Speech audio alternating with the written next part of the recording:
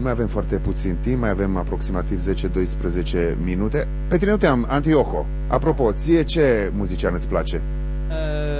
I like Paolo Nutini. He's a Scotland singer. Așa. Și tu, până ai venit în România, ai stat doar în Sardinia? Adică acolo ai trăit? Că te ajută-mă, te rog, că nu știu așa de bine engleza. Where is? In Sardinia. Și acolo a stat până a venit în România? Acolo a trăit? Yes, I think that Uite. I stayed there for all my life.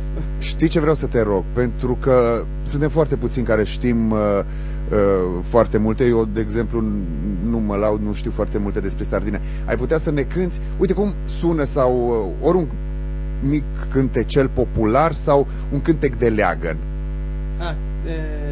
Specific vostru. Canto popolare, esatto. Canto popolare, da. A cappella. Canzone tipica. Uh-huh. Okay.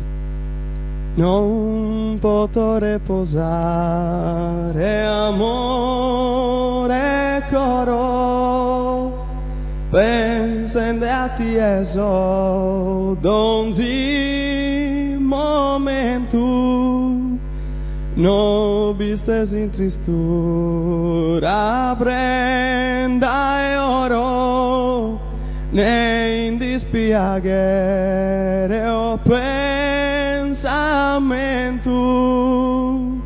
t'assicuro che a ti eso lubramo, cantamo forte, tamo, tamo, tamo. Mulțumim foarte mult!